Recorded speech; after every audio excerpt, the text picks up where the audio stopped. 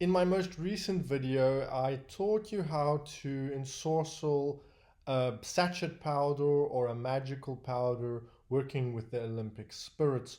And I wanted to make a new video that expanded a little bit on the ideas in that video and specifically on how to add some more astrological correspondences to the Olympic spirit powder if you're not using a traditional hoodoo sachet powder in that technique.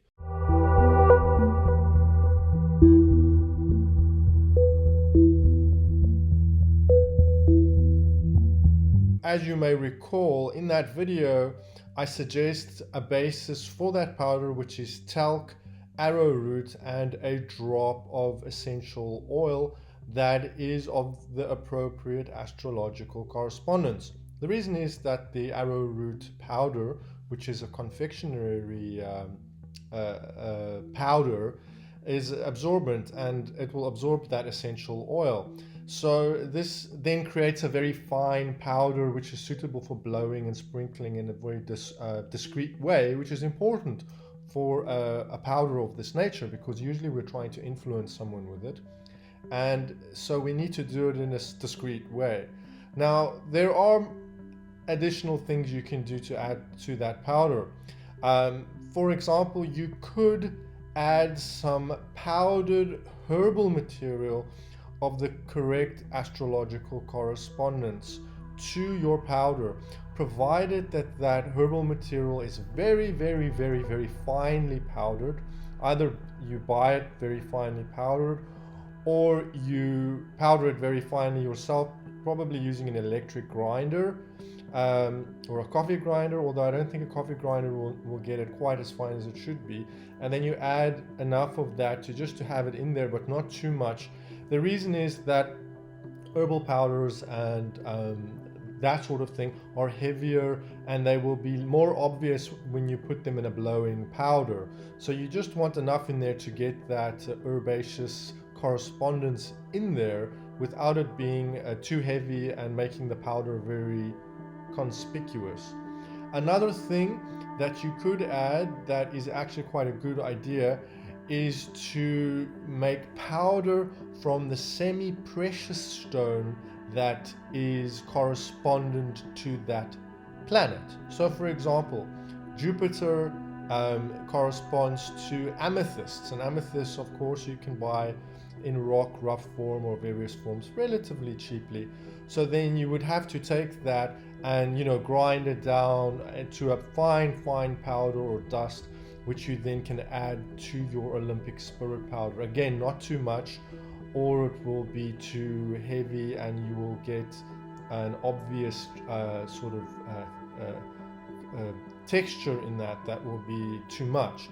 But of course, precious stones and semi-precious stones are the classical way in grimoire magic to incorporate planetary influences. And for example, we see precious stones or semi-precious stone dust often incorporated into planetary incenses in the grimoire tradition. And the reason for that, of course, is that it brings the astrological, I guess you could say, energy into the incense, because of naturally a mineral stone, powdered stone, has no perfume. When you burn it, it doesn't smell like anything, but yet you see them added to traditional astrological incenses. If you look in Agrippa, you will see many of his formulas do that. So it is a tried and tested way of doing that. And of course, that mineral powder is a very suitable thing for a blowing powder to add to a blowing powder, provided of course you keep in mind that it's not quite so easy to take a semi-precious stone and turn it into a fine dust. You might need to go to a lapidary to see if they can do it, or you might need to use a grinder. I've actually crushed these with a hammer and sort of bashed them in my granite mortar and pestle, and that does produce in fact a powder, but you have to sieve it and it's a very messy process. So that does require some more effort, but it's well worth it if you want to have that astrological correspondence that is a traditional thing. And of course, semi-precious stones crystals and these things, different colors, are relatively easy to buy in your local New Age store. So it's not an unworkable solution. Now, another thing that I wanted to add to this is while it's of course true that we use powders to influence other people typically, just in a sort of a covert way, for good or ill, it is of course perfectly valid to use powders for yourself.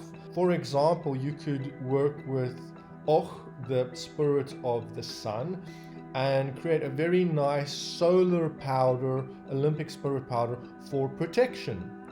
You could do the same with Phaleg, the spirit of Mars, also for a different kind of protection, especially protection from violence or accidents. But a general protection with the spirit of Och is also, of course, a good way to go. And to make a protection powder, and then you could blow that powder on your car, on your front door, or on any precious objects that you wish to protect. And the benefit, of course, then is that you can refresh that magical effect by just blowing some more powder onto it once you've ensorcelled it, once you've conjured it using the technique that I've given.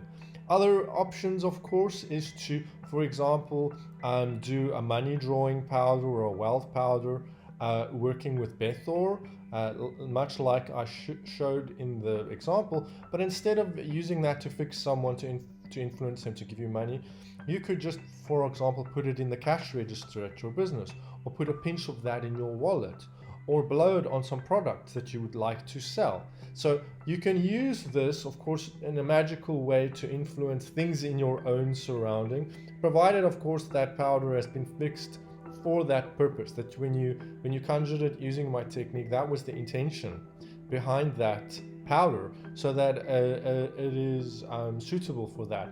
Naturally, a powder that's manipulative, a powder that's meant to influence someone specifically, you're not going to use that on yourself. So, be intentional about it and think the petition through carefully.